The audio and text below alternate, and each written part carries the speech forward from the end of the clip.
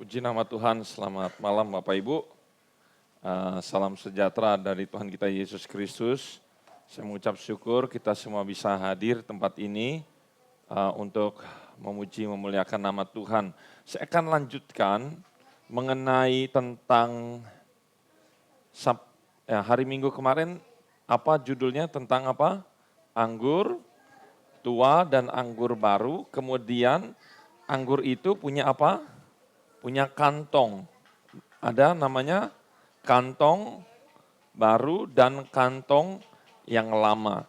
Nah, ada hubungannya dengan yang akan saya beritakan pada saat malam hari ini. Coba kita semua buka Markus 6 ayat yang pertama. Markus 6 ayat yang pertama, kita lihat ini judulnya Yesus ditolak di Nazaret. Markus 6 ayat yang pertama, sudah ketemu semua? Amin. Ya, masih belum, saya nunggu semua. Kalau sudah ketemu, kita gantian membaca ayat 1, Bapak Ibu ayat 2 sampai ayat yang kelima. Dan tolong anak-anak jangan ribut, tapi dengarkan firman Tuhan. Kemudian Yesus berangkat dari situ dan tiba di tempat apa? Asalnya. Di tempat asalnya. Memang Yesus lahir di Bethlehem, tapi itu cuma persinggahan. Tapi Yesus dibesarkan di mana? Nazaret. Yesus dibesarkan di mana? Nazaret. Sedang murid-muridnya mengikuti dia. Ayat 2.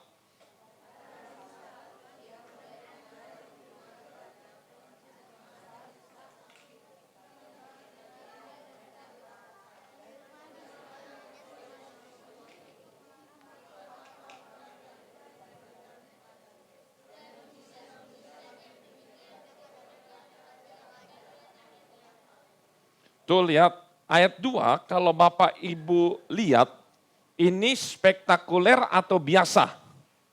Hebat atau biasa? Hebat ya. Ketika Yesus mengajar, takjub. Arti takjub, kata lain dari takjub apa kira-kira? Takjub. Terheran-heran, ada tadi bagus. Apa? Kagum. Wih, hebat ya. Keren banget ini. Mereka takjub, mereka terheran-heran, mereka kagum mendengar Yesus berkhotbah. Sampai berkata, hikmat itu Yesus punya luar biasa. Berarti kan bagus nih. Kalau Yesus membawakan firman berarti bagus kan firmannya. Berarti responnya kan positif. Lihat ya, bagus. Ayat 3, bukankah, nah ini. Ia tukang kayu anak Maria, saudara Yakobus. Berarti Yesus punya adik tiri. Kenapa saya katakan adik tiri? Karena Yesus bapaknya siapa? Bapak benernya siapa? Yusuf bukan? Bukan Yusuf. Dia itu lahir dari sorga. Ya, jadi itu bukan, kalau saya katakan Yusuf adalah bapak tirinya. Bukan bapak kandungnya. Bapaknya adalah bapak di dalam sorga. Ya. Dan sebenarnya ibunya juga bukan Maria, karena apa? Tidak ada campur tangan apapun di dalam Maria. Maria itu hanya seperti kayak, Bapak Ibu tahu namanya bayi tabung. Misalnya bayi sudah jadi di dalam tabung, kemudian diisi, dititipin kemana aja, ke wanita mana aja, itu cuma seperti itu. Tapi pembuahannya semua sudah jadi. Yesus dititipkan di rahim Maria, seperti itu. Tetapi Yesus punya kakak tiri, yaitu hasil hubungan dari Maria dan Yusuf. Pertama siapa namanya? Yakobus. Yakobus ini penulis kitab Yakobus. Coba Bapak Ibu lihat di dalam perjanjian baru ada nggak kitab Yakobus? Ada, itu adik tirinya Yesus. Yoses. Itu nggak ada dia nulis Alkitab. Kemudian siapa? Ini sama nggak dengan Yudas Iskariot? Beda. Kalau begitu Yudas ini siapa? Yudas ini juga penulis kitab Yudas. Ada berapa pasal kitab Yudas? 1, betul. Sebelum Wahyu ada Yudas. Jadi kalau ada soal begini, siapakah adik tiri Yesus yang juga penulis Alkitab? Jawaban pertama siapa? Yakobus. Kemudian siapa? Yudas. Yoses tidak menulis Alkitab. Dan Simon. Berarti ada berapa cowok? 3 ya? Ada 4. Yakobus, Yoses, Yudas, Simon. Ada berapa saudara Yesus laki-laki? 4. Dan bukankah saudara-saudaranya yang perempuan ada bersama-sama dengan kita? Kalau ada kata saudara-saudaranya perempuan, minimal saudara perempuannya ada berapa? Ada berapa? 1 atau 2 lebih. 2 atau lebih, berarti anggap misalnya 2 aja, 4 cowok, 2 cewek. Berarti ada berapa saudara Yesus? Ada 6. Ditambah Maria ada berapa? 7. Betul ya? Ditambah Yusuf ada berapa? 8. Ditambah Yesus ada berapa? Ada 9. Satu rumah 9 orang. Jadi ada soal lagi. Yesus dalam satu rumah, Yesus tinggal bersama-sama dengan ada berapa orang di dalamnya? Berarti ada 9 orang. Itu minimal. Bisa 9, ini udah paling kecil. Bisa 10. Tuh ya, dari sini kita bisa tahu. Jadi siapa di sini baru tahu saudaranya Yesus ini? Ini. Ya. Jadi di sini kita udah tahu. Nah, mereka berkata, loh, dia ini anaknya tukang kayu. Saya kenal saudara-saudara tirinya, adik-adiknya. Bahkan saya mau kasih tahu sama Bapak Ibu, Yusuf mati muda. Apa? Yusuf matinya muda. Otomatis tadi berapa orang bersama dengan Yusuf? 9 ya. Yusuf mati berarti tinggal berapa? 8 yang menjadi kepala rumah tangga mencari nafkah itu Yesus. Berarti Yesus harus menafkahi berapa orang? 7. 7. Yesus sambil bekerja, sambil sekolah. Sekolahnya Yesus sampai umur 30 tahun. Makanya Yesus dapat gelar Rabi. Rabi itu adalah sekarang guru besarnya dalam satu universitas, udah S3, udah paling tertingginya, tinggi. Ahli Taurat, orang Farisi masih di bawah.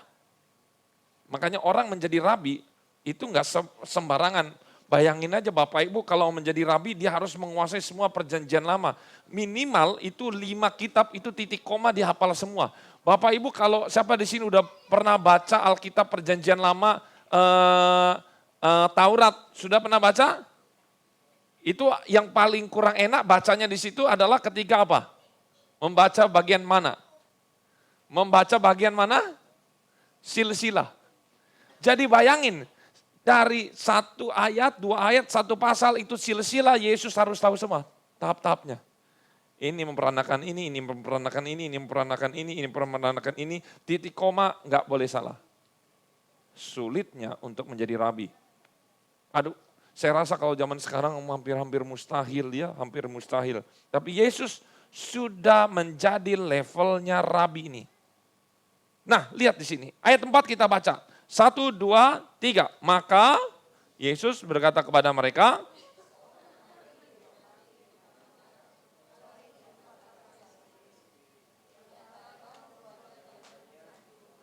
hasilnya adalah ayat 5. Ia tidak dapat mengadakan satu mujizat pun di sana kecuali menyembuhkan beberapa orang sakit dengan meletakkan tangannya atas. Kenapa mereka itu tidak berubah, tidak ada kesembuhan, tidak ada apa-apa. Jadi datang kosong, datang bermasalah, datang sakit, pulang bermasalah, tidak ada perubahan apa-apa. Padahal yang datang bukan pendeta. Yang datang itu Yesus Kristus sendiri. Karena apa? Di ayat 3. Di ayat 3 mereka melihat Yesus, ini kan pengajaran Yesus kan hebat banget nih. Tapi yang mereka lihat bukan pengajarannya, tetapi apanya Yesus? Kasat mata. Yang dilihat oleh manusia adalah latar belakangnya.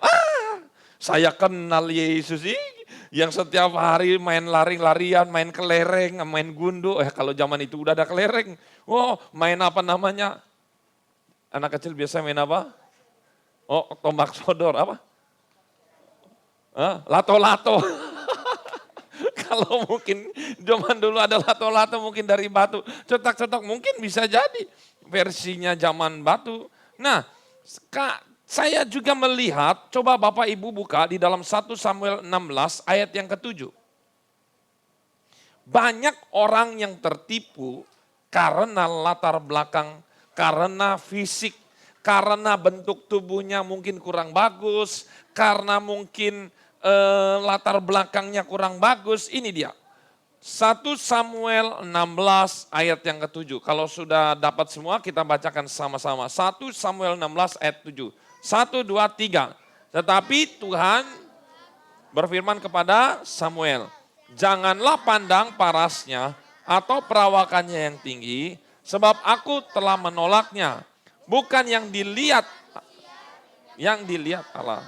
Manusia melihat apa yang di depan mata, tetapi Tuhan ternyata ini yang keplecok atau kesleo atau tergelincir juga adalah seorang nabi yang luar biasa, namanya siapa? Samuel. Samuel berkata, waduh badannya kok hebat sekali nih, gagah. Wah ini kayaknya yang jadi raja. Tapi Tuhan berkata, bukan. Artinya apa Bapak Ibu?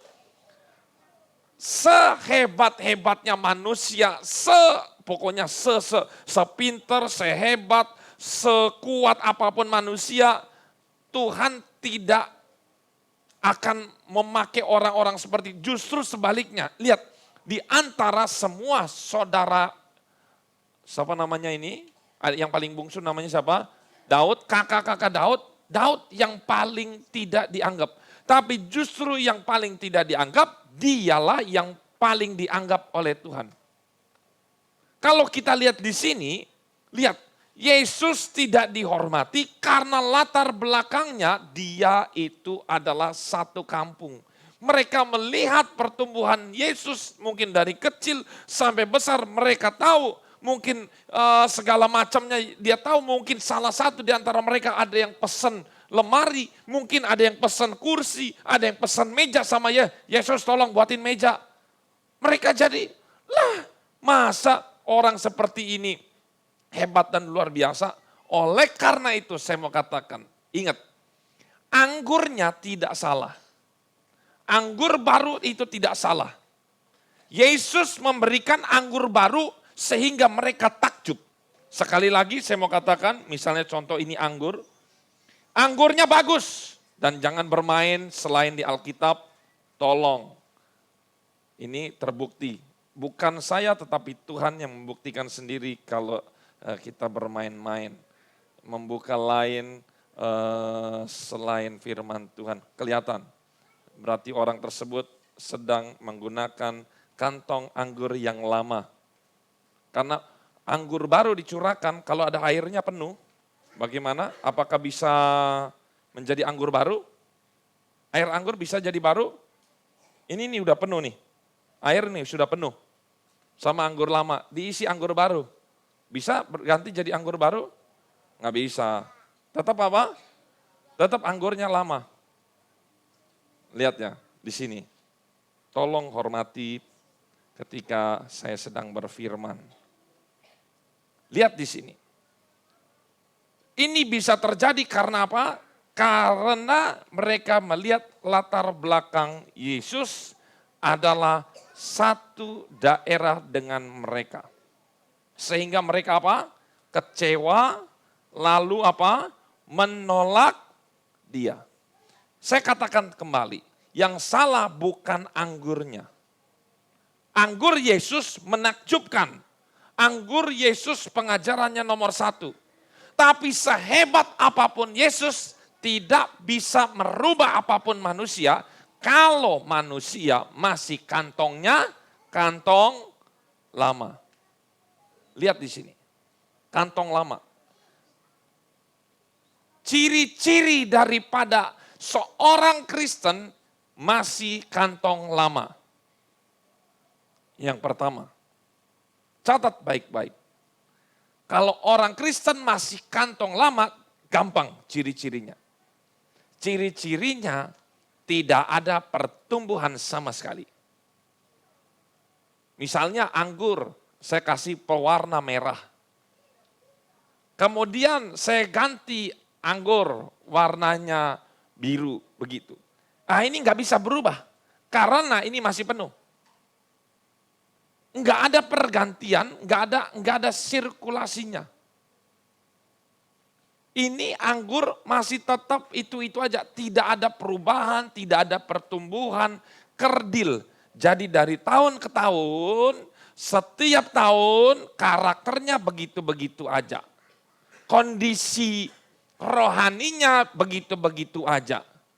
Pelayanannya begitu-begitu aja. Jadi kalau ditanya tentang, bayangin ya, kita sudah puluhan tahun misalnya, Bapak Ibu harus tersinggung. Saya harus menyinggung ini Bapak Ibu. Bapak Ibu yang sudah belasan tahun atau puluhan tahun sudah ikut Tuhan tapi masih nggak mengerti apa-apa tentang firman Tuhan, itu sangat disayangkan. Padahal misalnya begini loh, anggaplah kita umur sudah 30 tahun. Baca perjanjian baru aja 1 kali, sudah belum? Harusnya misalnya semales-malesnya kita baca 1 hari 5 ayat aja, mungkin udah selesai. Saya harus menyinggung Bapak Ibu. Bertahun-tahun pengetahuan firman Tuhannya cuman itu aja. Cuman pengetahuannya cuman hanya ya sekilas, hanya masalah berkat, hanya sekilas masalah-masalah yang remeh sekali. Bahkan itu pun kita pilih-pilih. Kalau khotbahnya keras kita tolak, kalau khotbahnya berkat kita terima. Tidak ada pertumbuhan sama sekali. Contohnya dulu suka KDRT. Sudah puluhan tahun Kristen masih tetap KDRT. Tahu KDRT ya?